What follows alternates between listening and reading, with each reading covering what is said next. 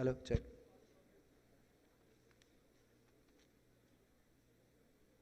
Shiva?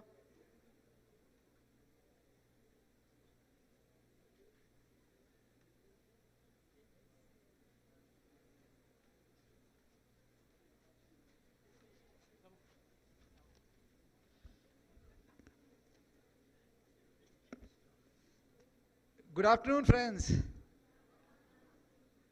Good afternoon, friends. Great, thank you very much. I hope all of you are as anxious and eager to see what unfolds in the next 1 hour in front of us.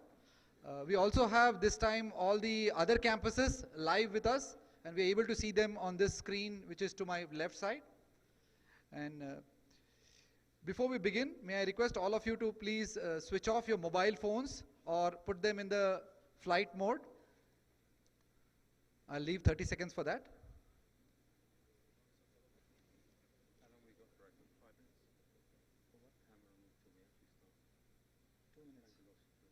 Yeah, they're coming in. Okay.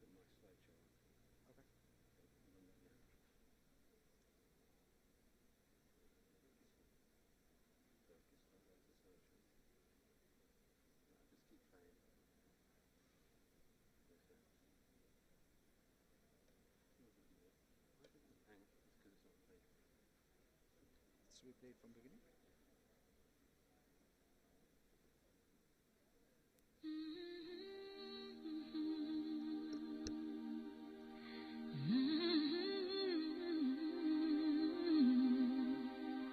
I get wings to fly.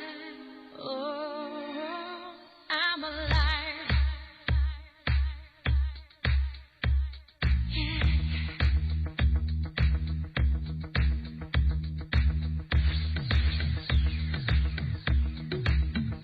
When you call on me,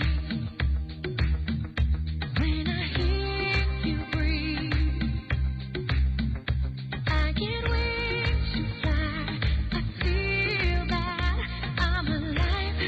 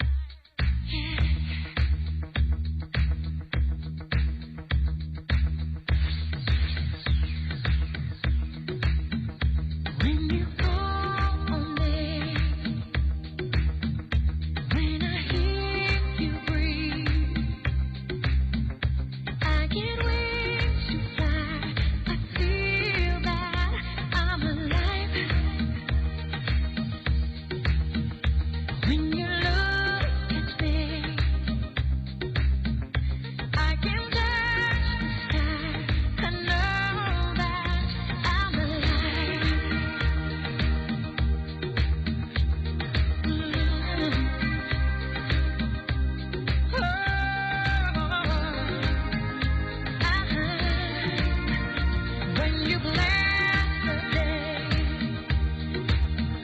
I just drift away. All my worries that I'm glad that I'm alive. You set my heart on fire, filled me with love, made me a woman I'm proud to bear. Couldn't get much higher. My spirit takes flight. 'Cause I am alive. Oh, when you come on me,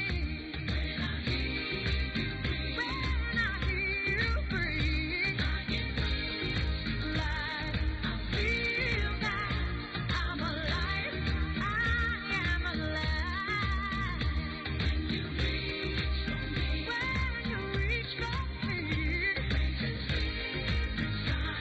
God knows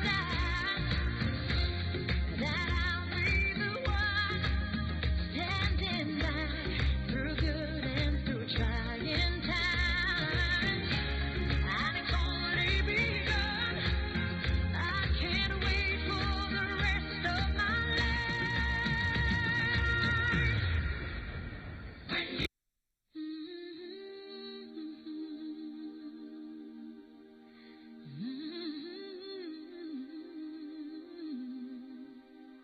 I get wings to fly. Oh, I'm alive.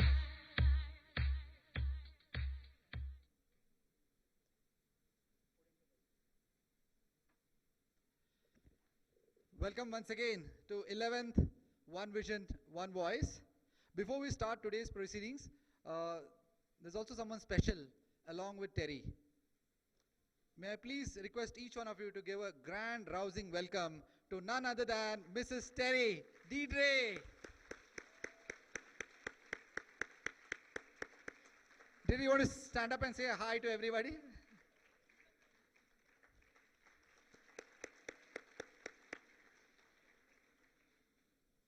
Thank you very much.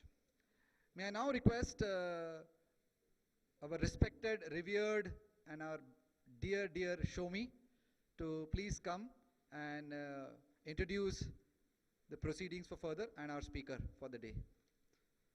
Please welcome Shomi.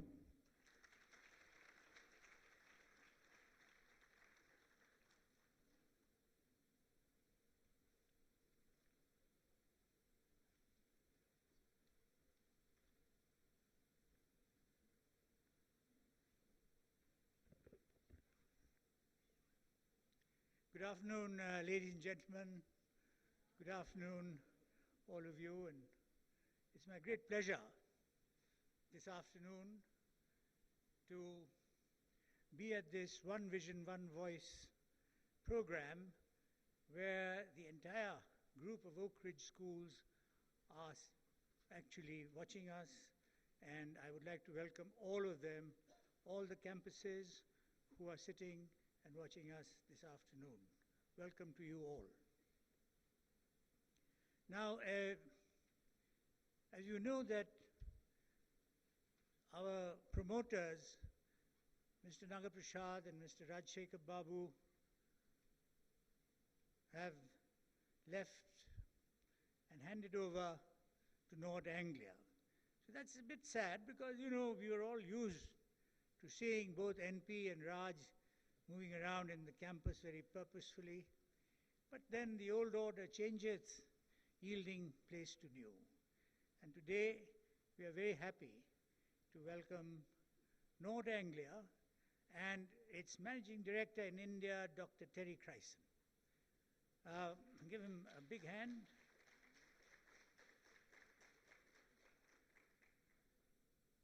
Now, I've met Dr. Chrysson several times, usually over a glass of beer, and that's the best time to get him, so remember that. If you ever find him with a glass of beer and you need to talk to him, that's the best time to talk. He's full of good ideas and he's in a better mood than normal, I suppose. I don't know. I would also like to welcome Deirdre Chrysson, who actually is the one, the force, I was going to say the weight, but I think it's the force behind Dr. Chryson. Terry is dependent very much on her, and so she's going to come now, and we've, I think, found somewhere for them to live, so that's a very good start, and I'm hoping that Deirdre will settle down soon and we will be able to see her on our campuses. Now, to introduce Dr. Chryson, I just want to read out, which I don't normally do, read out his sort of CV. It's good to have a CV, and this is a very brief one, because he's a very eminent person, and there are many things that he's done. Dr. Chryson joined North Anglia in 2007, having spent 13 years as executive principal in the UK. Between 1994 and 1997, he was one of the founding board members of the UK Teacher Training Agency and chair of the Continuing Professional Development Committee. He was also on the National Executive of the National Associations of Head Teachers and chaired the Essex Schools Funding Forum for 3 years.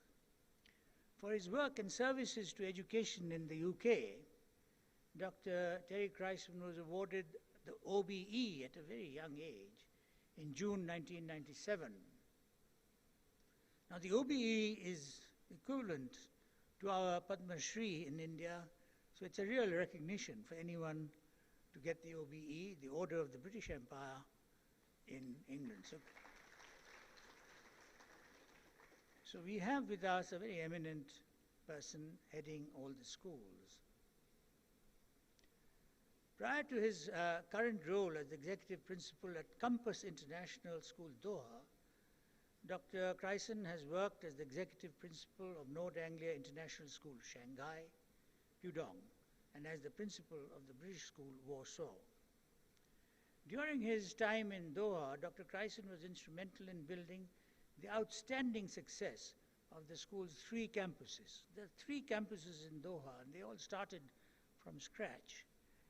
And people talk about these 3 schools because they've been outstanding in their environment, and they've been able to mold together a unified culture. And that's been a great achievement of these schools, and Dr. Terry has driven this and is responsible for this. He has overseen improvements in the academic achievements of students across all year levels, with growth in IGCSE and IB diploma programs. Dr. Chryson, with the support of his team of highly qualified teaching staff, has aligned the 3 campuses in Doha with one unified vision.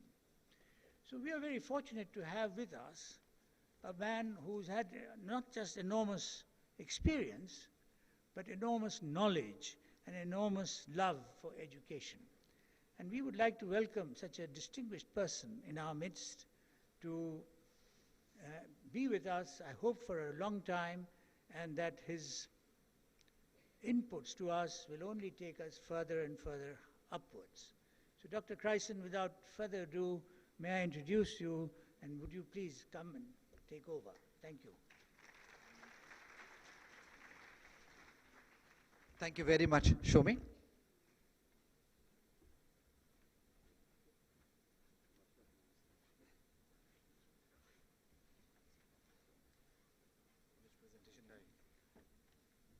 Which presentation? Shall I switch to this one? Put it on. Can you hear me? Can you hear me now? Yes, you may wish you hadn't said yes. If you say no, then you could just sneak out the back. Said that to, I'm watching you. Yeah. There was one person already go, ooh, can we get out? Thank you very much, Shomi, for those very kind words that I wrote for him earlier. I wish. I was beginning to wonder where he was quite going. I was worried at one point when he was talking about the OBE that he mentioned it was 1997. I was hoping he wasn't going to say my age at that. So thank you. Thank you very much for not giving away how old I am. I want to talk to you today about one vision, one voice. This is the reason we're here.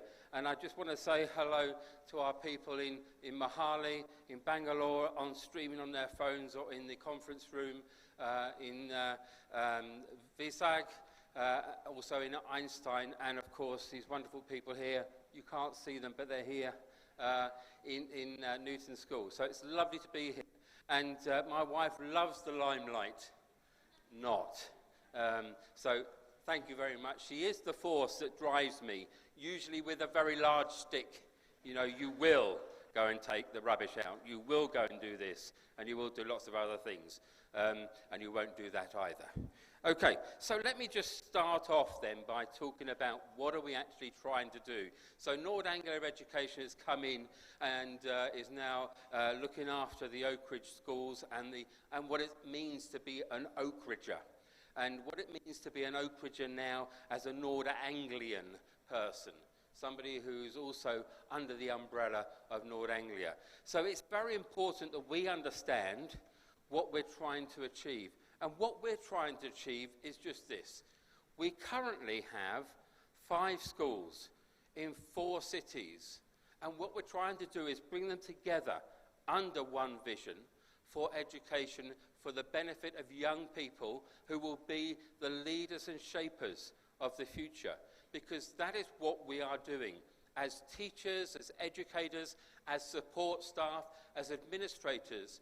Our job is to make sure we shape these young minds so that they can take our world into a better place.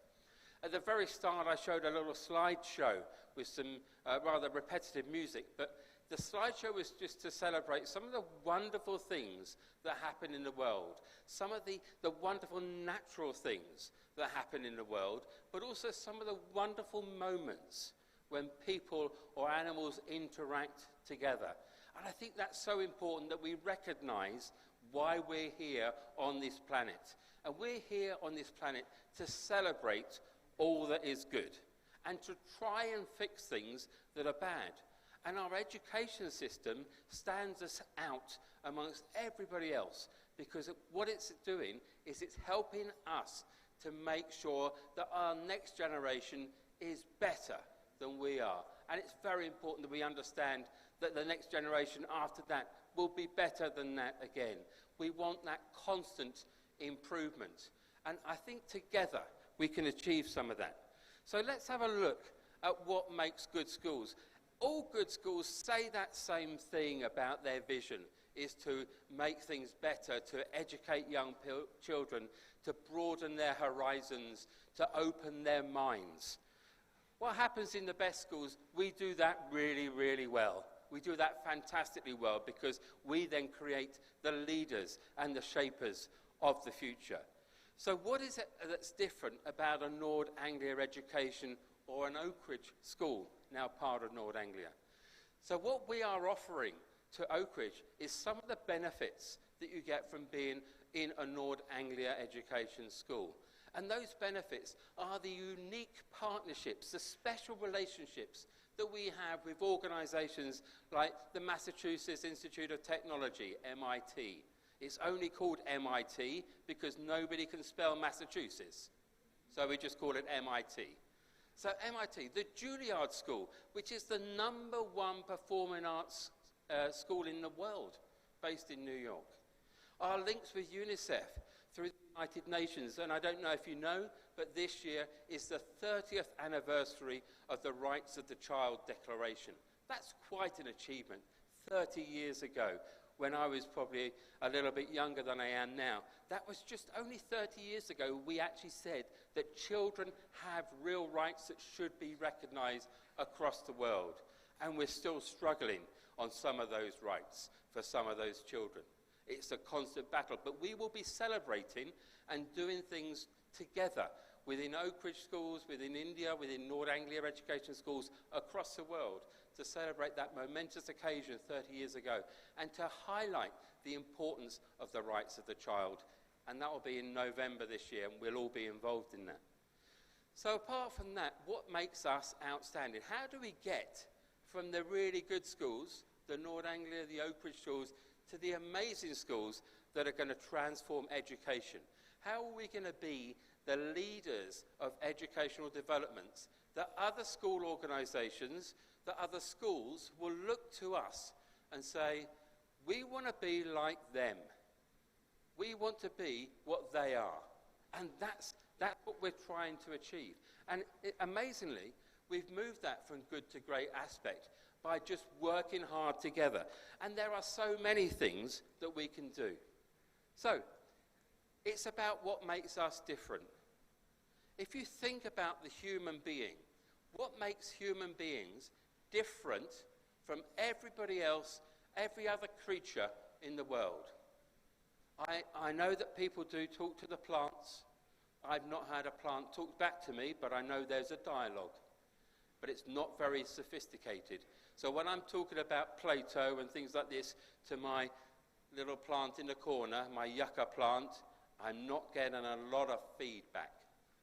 When I talk to the animals around me, I am not Dr. Dolittle, and I get very little feedback. When I talk to people, they usually answer, and they usually have ideas, and that helps me rethink. And the single most important thing that differentiates the human race is our love for learning, and our love of learning to transfer that learning to other people. And what we're trying to do is transfer our knowledge, not just from one person to another in the same time zone, but from one generation to another. So we've built up this body of knowledge, and we're now taking that body of knowledge and we're giving that to the children so that they can develop their own body of knowledge, which is further and better and more wonderful than we could have ever imagined ourselves, because they've taken it to a higher level. And every time we have an interaction with a young mind, every time they take it to a higher level. The interesting thing is we only use a very small proportion of our brain. Some of us have only got very small brains, so a small proportion of my small brain is not very much at all. And it was raised recently in a piece of research that the active part of our brain for learning is only about 10%. 1/10 of our brain is actually accumulating new knowledge. Let me show you what an eminent professor from America, Mr. Morgan, actually. Do you know this fella? Yes, he's a great scientist, yeah? Or an actor. I'm not quite sure. Just listen to what he's saying. Actually, what he's saying is really interesting and actually has a very valid point. If I can get it to work.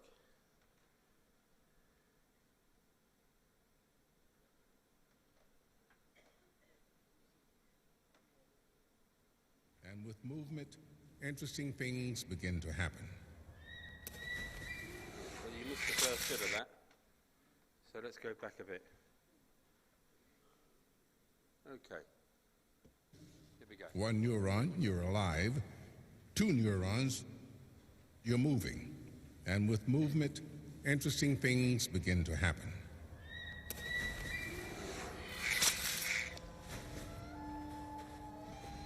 Animal life on Earth goes back millions of years, yet most species only use 3 to 5% of its cerebral capacity. But it isn't until we reached human beings at the top of the animal chain that we finally see a species use more of its cerebral capacity. 10% may not seem like much, but it's a lot if you look at all we've done with it.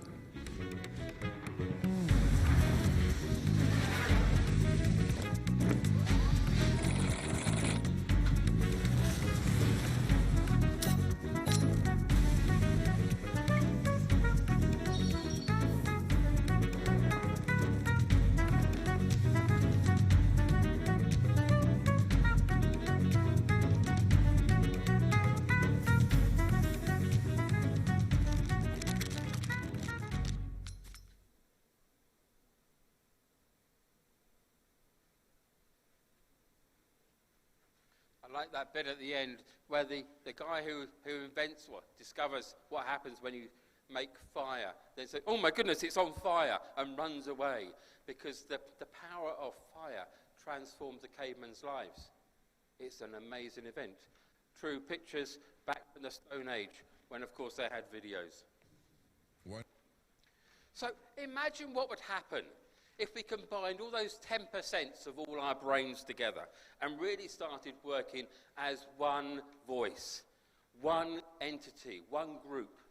We'd have several thousands and thousands of percent of power in our energy for our education processes. And we do have the power collectively to do so much more. We have the power to raise a standard of education far beyond any barriers that people may put up.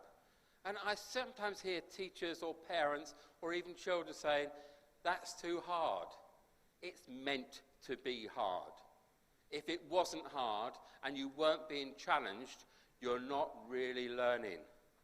So yes, sometimes learning is hard, but actually if we put our minds together and work together, learning becomes so much easier. And that's the point about innovation, because we need to innovate and work together to make sure that as people in the world, we are learning from each other and sharing ideas. So as educators, we have to do the same. And sometimes we have to go back and look at things that we've done in the past and say, was that a success or a failure? If it's a success, if it was successful, then let's carry on doing something and let's build upon that. If it was a failure, why did it fail? Maybe we should go back and look at it, and if we can turn that idea from not being a failure into a success. Because sometimes we walk away, and I hear school leaders and CEOs of companies saying, oh yes, that's a great idea, but we did that 10 years ago, so we're not going to do it again. And I think, why are you just writing something off just because it didn't work first time? How many times have you tried to do something you haven't been able to do first time? I remember riding a bicycle, sitting on a bicycle with my dad holding the back and then letting go, and the obvious thing happens, I fall off every time. And what do? The first time I fall off, my dad said, well, let's try again. Let's get back on the bike and we'll go again.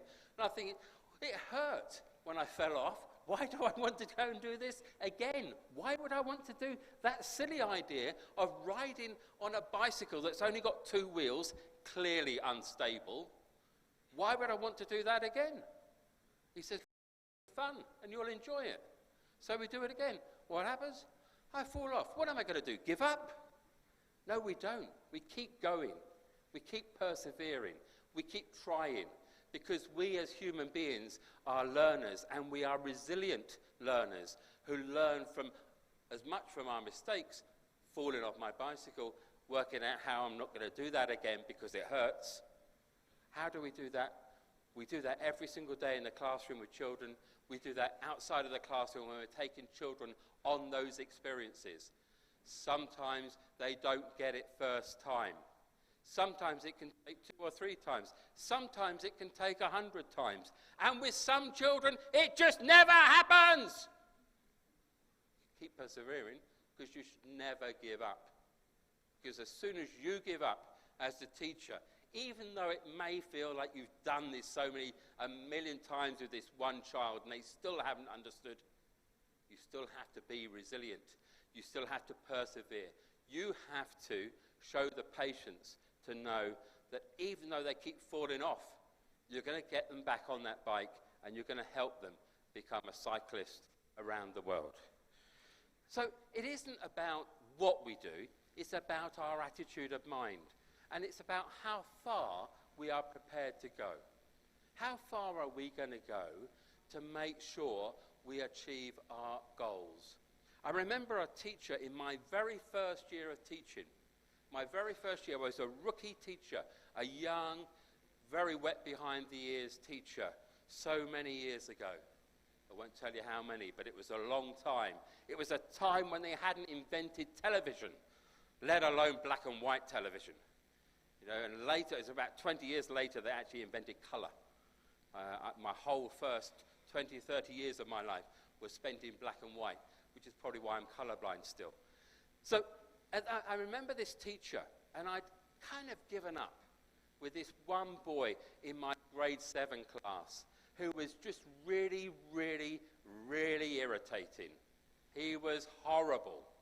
I hated that lesson. Tuesday, lesson 3 of the day, period 3, in he would come. And he would always be there to rile me, to annoy me, to frustrate me. And I thought, I give up. I said to this teacher, my boss, my head of year, my section leader, I said, I actually give up. And this was an older lady. She was probably about 30 years older than me, quite a slim-built lady, a little wiry old lady. I thought, I'm going to just tell her I give up. And she literally picked me up by my lapels, grabbed me, threw me against the wall. Do not ever give up on a child. Never. Don't ever give up on a child. And the day that you give up on a child is the day you walk out of this job. And I repeat that regularly to people in schools with whom I work, school leaders, people in ministries, in politicians, everybody. You should never, ever give up on a child, because if you give up on a child, you are giving up on the very principle that made us go into education, the principle that drives us to be teachers and educators, or to support teachers and educators. So never, ever give up. That learning process means that sometimes, just sometimes, we have to change our thinking and change how we do things. We have to sometimes change our mind. And I don't think that's a problem. You know, if we didn't ever change our mind, there would be a lot of people in the world that still think the world is flat. And can I tell you, I don't think it is. I think it's sort of spherical sort of shape, roundish. The world is not flat. If you keep going through and you won't come off the edge, you'll just keep going round. That's a fact. But several hundred years ago, people thought the world was flat. So at some point, somebody challenged that thinking and changed people's minds. That's an educational process that happens on a much smaller scale, but such a fundamentally important scale in every single classroom across the world on every single day. And it's important that we understand that changing our minds, changing our approach, is just as important as sticking to our guns, to actually fighting for what we believe in. Sometimes tolerance and understanding will help us rethink our lives. And it really isn't about the things that we decide, what we actually know. It's really about those choices that we make, the decisions that we make each and every day. Because, you know, our choices determine who we are, but actually our skills and knowledge shape those choices. And if we have lots of understanding, we're very, very clever, and we know lots and lots of things, but we make the wrong choices, then we are not being good learners. We're not taking the world further forwards. And all across that, we have to do three things. We have to plan, we have to do, and we have to check that we've done what we did. Some people will say you should plan it carefully before you do it, and then you should check that you did what you set out to do. Others will say, well, let's just do something and see what happens. And then we can check and see if there was a plan behind that. So if I go out on a day, and my wife will say to me, Deirdre will say to me often, let's go out. So we get in a car, we drive down the road, and I say, well, where are we going? I don't know, let's just go and see what happens. That didn't start with a plan, well, a fairly loose plan, get in the car and let's go out. But actually we took some action. And the trouble is planning. We can spend a lot of our time planning, but never doing. Sometimes it's just a question of going out and doing something. Some of the people in this room here, sorry for Bangalore and Mohali, but some of these people in a couple of days will be going on a holiday, hopefully. Yes? Put your hand up and say, yippee, if you're going on holiday. Yeah. Well, there's one or two happy. The rest of them say, yeah, we're on holiday. rather be in school. Yeah? Okay. But sometimes, you know, you're going to go on holiday. Do you plan every moment of that? Sometimes you just have to wing it. You just have to take it as it comes. And sometimes, in the most carefully crafted lesson, something will happen, and you have to change your whole plan and just follow the instincts of the children around you. And that can happen if you're working with children 3 or 4 years old, often more frequently than if you're working with 16, 17 and 18-year-olds. But each can happen, and sometimes it's worth just throwing away the plan and looking at the actions and looking at the learning. Because our job is not to teach and tell people what to do and think. Our job as educators and teachers is to inspire children to learn. You cannot make people learn. You can only give them the motivation and the inspiration to be good learners. Because learning what I know isn't going to do what I want. It's not going to take the same generation into a higher level. It's just going to repeat all the bad mistakes I make, all the bad ideas I have. It is not going to challenge that. So if we just tell children what we already know, I have not made any progress. So the progression that we need to make is to inspire children to do something that's very hard for teachers to acknowledge. It's called thinking. And if you go into a classroom and all the children are sitting there going like this, I wonder how long it is, how many minutes, seconds usually, before the teacher says, "What are you doing? Get on with your work." I was thinking. No time for that, just get on and do the exercise. Sometimes you need to give children space to think, and it's okay to do that. And you can sometimes do that for a long time. Just thinking about that, hang on. You know, sometimes we just don't give them the space to be really good learners. And when you're teaching your next class, whether it's tomorrow, 2 weeks' time, a month or a year's time, think, are you giving the space for your children in your class to be good learners? Are you inspiring them into the wonders of learning and the wonders of education? Or are you just telling them what to think and what to do? Because if it's the latter, if you're just telling them what to think and what to do, pack up your bag, go home and stay there. Because you are doing those children no favours. Tell them how to do that. Tell them why they should do that. And inspire them to learn. And if you do that successfully, your jobs amazingly become much easier and much more fun and much more interesting. So please, do have a look at that. I want to come back and talk a little bit more about, I suppose I ought to, about North Anglia education. And North Anglia education is built on a set of 5 values, 5 core values.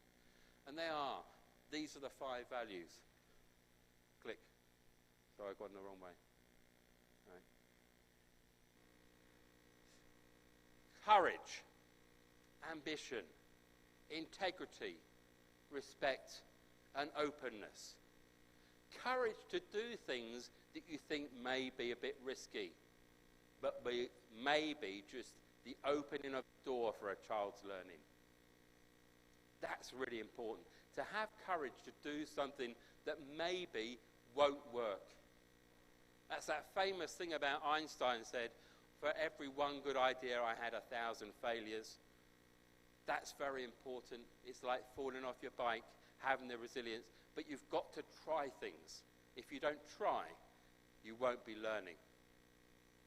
The ambition thing is about being ambitious for your children and for yourselves. And that isn't about career progression or earning more money or stabbing the person next to you in the back proverbially to make sure you get their job. That's not what ambition for us means. Being ambitious is setting no barriers to the limits to your learning. Setting no barriers at all.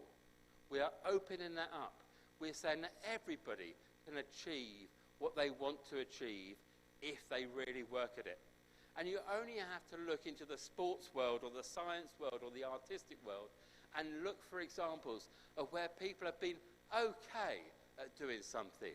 Michael Jordan was an okay basketball player, but he became an amazing basketball player when he practiced. The musicians of the world practice, and they never give up, and they go over and over and over, just 2 or 3 seconds of music to make sure they get that bit right. And it's just a hard graft and work. And they set a level that is so much higher than the one they're on, because they don't want to have any barriers to what they can achieve.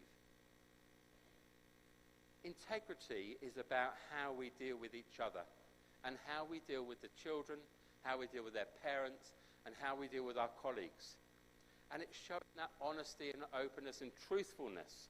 They're saying, if I've got an issue with somebody and I'm not prepared to tell them, but I'm prepared to tell all the people around them, that's not showing integrity.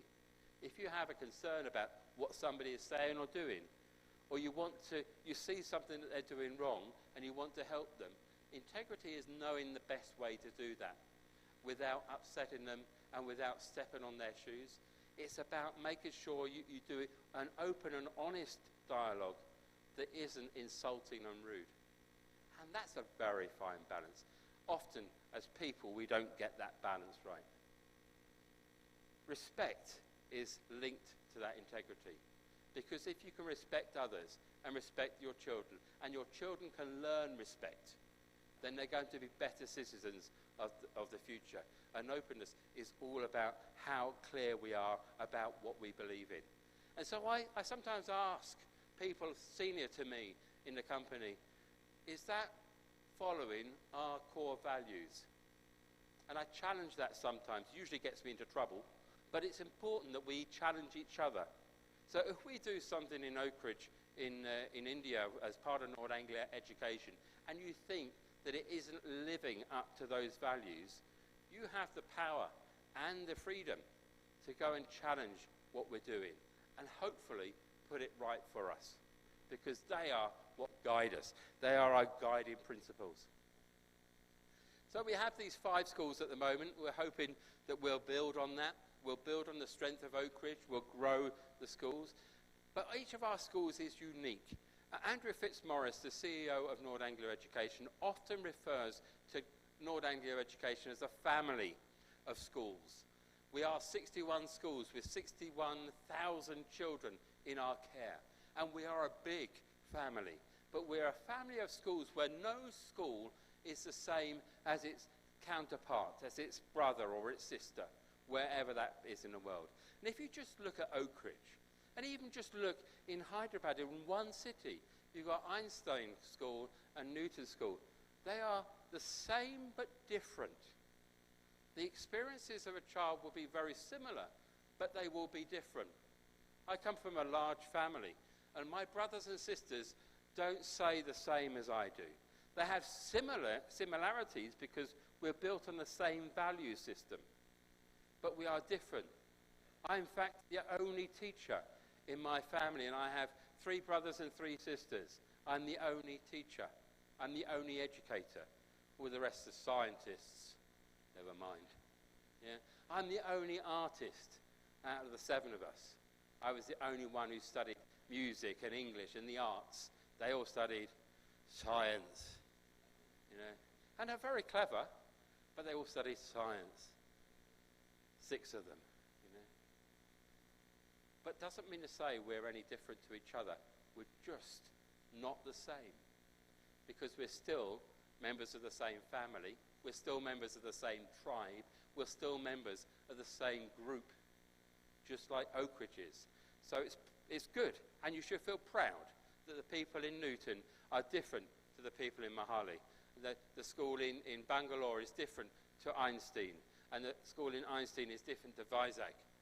But you should know that it's something that joins you together, something that binds you. And that is your vision and your values about what drives you as educators. Because we are educators that don't just tell children what to think and learn. We teach children to be good learners. And we should never lose that. And as soon as we get into that framework, we have to worry. So it is about being consistent, but it's also recognizing those differences. And it's making sure we do that with a real clear focus on what we're trying to achieve, as well as the energy, the drive that's going to take us to the next level. And it's also not just about what we do in a formal classroom. It's about what we do outside the classroom. And it's about recognizing what children do without our input at all outside of the classroom. I was talking to a young chap called Ahmed in one of our schools in Qatar. He's about this high. He's now on the junior chess championship team for Qatar. And his picture is in the foyer of the school. He was very proud, and he pointed out as I walked through the school, "Hello, sir, Dr. Christen, do you know that's me?" I said, "Well, why is your picture in that frame?" "Because I did this. He was so proud of that. But he recognized that was something that the school had recognized that had nothing to do with the school, but we'd recognized his achievement within school because he's part of our bigger community.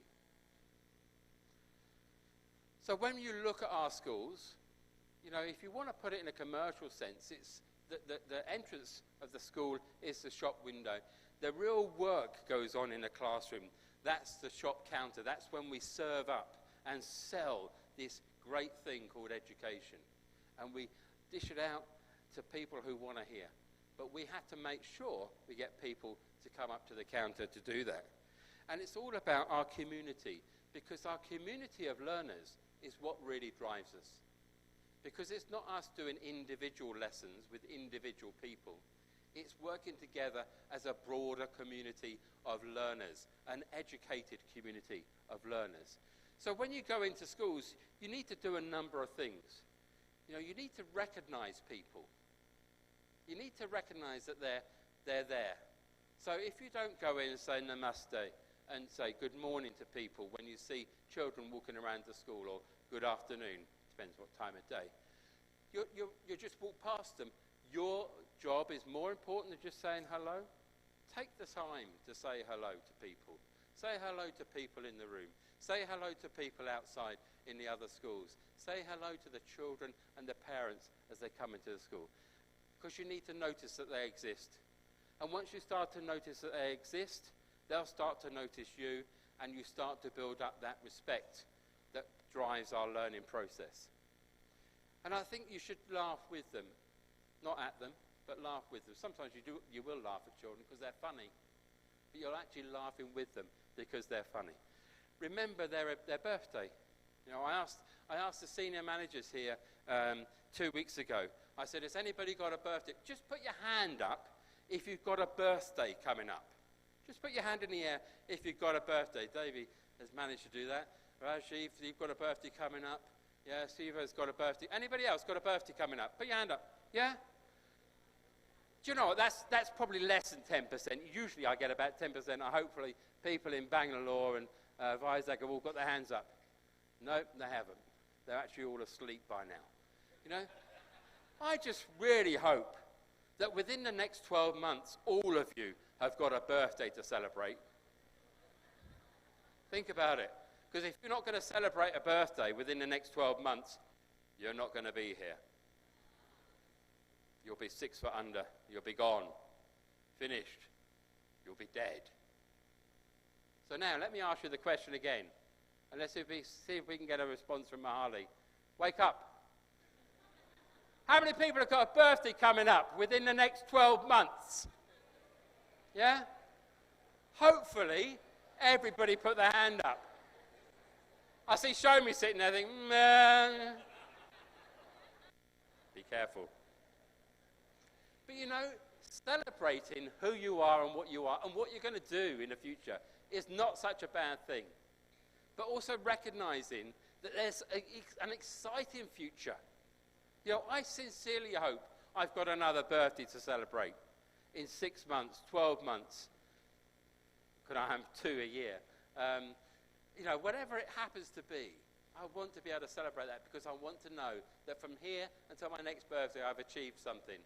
If I've achieved if the only thing I've achieved is to make sure you know that you may have a birthday coming up within the next 12 months, that's good for me. So praise people. We have this marvellous event within Oak Ridge Schools about praising people and recognising achievements of individuals and teams. Yeah, we're going to do another one. We did one this morning in Newton. We're going to do one with the head office staff after this session. It's so important. And sometimes you need to put it in writing. You need to write a little note. So if somebody's done something nice for you, whether you're married to them, it's a member of your family, or one of your work colleagues, or a child in the school, write them a handwritten note to say thank you, or send them a really nice email to say thank you. You'll be amazed at how good it feels to get that positive praise, because we don't do it enough. We're very, very quick and very easy to say the things that we dislike about people, or to tell people off. And we do that so much to children. We need to sometimes remember, if you tell somebody off, for every person you say is something negative, you've got to do at least 10 positive things. It's about being who you are. So go around at break times and share their sweets and steal their chips. Because if you've got do you call them chips or crisps? Those sort of like potato slices. Chips. Steal their chips. You share sweets, but you steal the chips. Because as soon as you've interacted with a child and you've gone up to them at the break time and they're eating a bag of chips or they're eating something, you say, oh, lovely. First of all, they say, well, hang on, they're my chips. But you started a conversation. You started a dialogue that could go anywhere. And it's unscripted, and it'll be fun. And you'll learn something, and hopefully they will, because they know that next time you're coming near them, they'll run in the opposite direction to make sure you don't steal their chips. But recognizing what people do, whole sorts of things. You could go on forever about saying what's important about what we do. There is nothing unimportant about what we do. I can't think of any negative things about a teacher who does want to make sure they are facilitating learning. It's always positive. And let's remember that we only have a moment in time when schools actually belong to us. They're not my school, it's not your school, it's our school. And the difference between saying it's mine or somebody else's, and the difference between it is our school, is about the understanding of the fact that we do things together. And only together can we achieve things. And it may start off with one small act, but from that small act comes a whole range of things. And I want to leave you with a video that shows that one small act of a guy playing a great big double bass instrument, which is like a large violin, and a girl just walks up and puts a coin in his case at the front. And from that very small moment, that spark of courage by one child, you can get a whole community coming together. So I'm going to leave you with this video, and thank you very much for listening.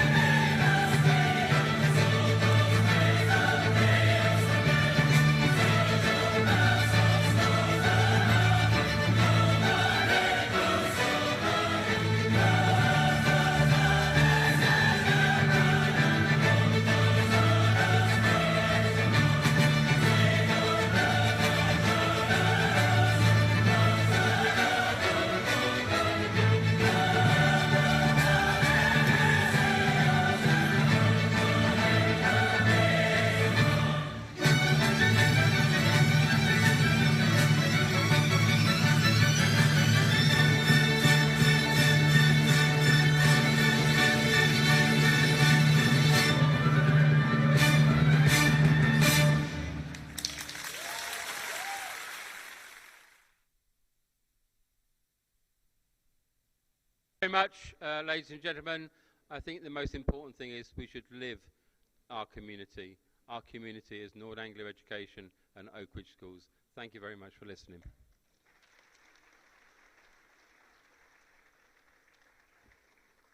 Thank you so much, Terry. It's indeed been a pleasure.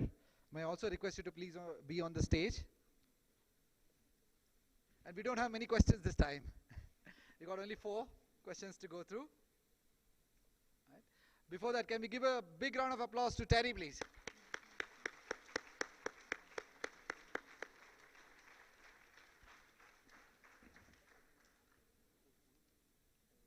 Hand mic. Check. All right. So, Rajiv is going to ask if we have time for a few questions. I thought I'd timed it so we wouldn't. Do we have time for a couple of questions? Yeah, we have. Oh dear. Okay. People are very anxious to know. So the first question is, we heard that the NAE calendar is from September, whereas for Oak Ridge it has been from August. So is there any calendar shift that we are looking at? Okay, that's actually a very good question, because I've looked at the calendar, and in every single school that I seem to go to, they don't even start together in one school on the same day. I think Bangalore, have you got that sorted? I think maybe Bangalore may have that. So who's in school today in Newton and Einstein? Oh, these year groups are in school today, but then the other year groups are on holiday at the moment. That's just really confusing. So will we come into alignment with North Anglia Education? No, I don't think so, because some of our North Anglia Education schools start in August. Some of them start in the middle of August in China. Some of them start in the middle of September. They're all over the place as well. And it's just one of those things that North Anglia have looked at and said, this is too complicated. We'll just leave that to the individual schools. We will look at how we can help to make sure 31st of July is our working year for our schools.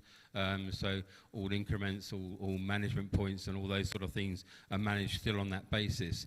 But we'll work with schools to see if we can actually consolidate things and help make it a bit easier for families, children and our staff. Great, thanks, Jay. That gives good clarity. These 2 questions are related to NAU, and I think this person has seen a glimpse of NAU and therefore is very excited about it. However, it seems predominantly catering to the needs of teaching community. Would non-academic team also have something for them?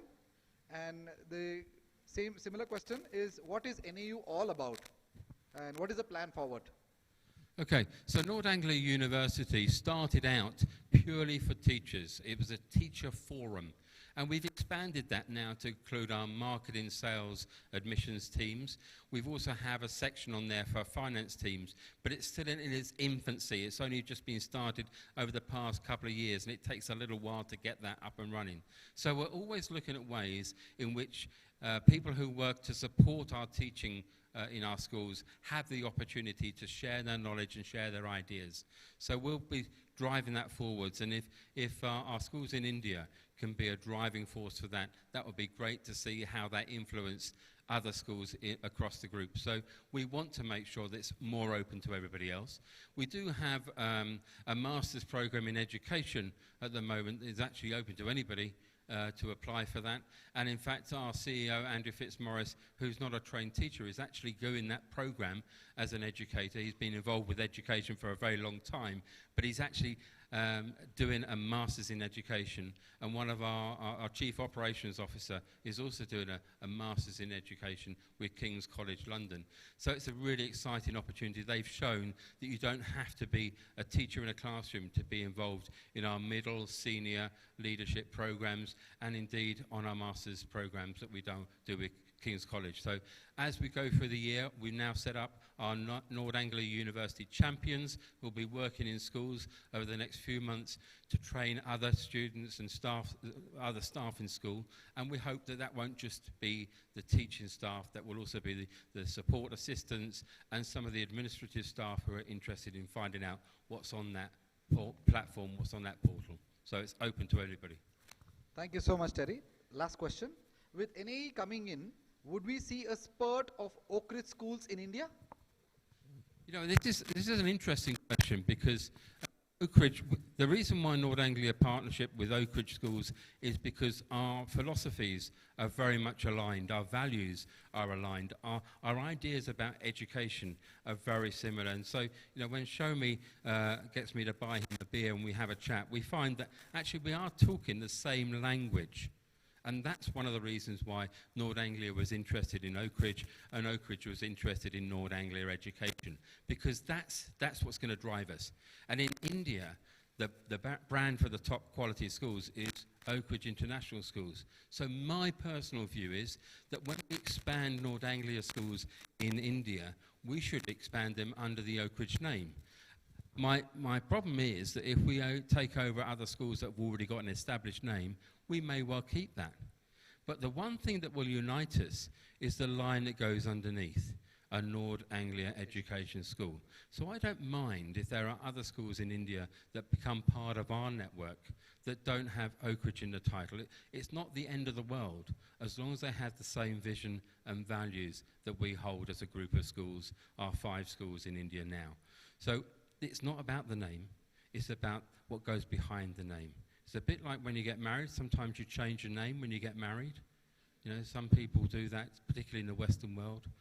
You don't keep your maiden name, you change your name. Doesn't change who you are and doesn't lose anything about the vision or value you have as an individual coming into that family.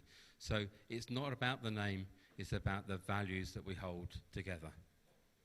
Great. Thank you very much. And thank you once again, Terry. This brings us to end of the 11th One Vision, One Voice. I want each one of you to clap for yourselves. Thank you for being such a patient audience. And look forward to the 12th One Vision, One Voice. Thank you. We close for the day.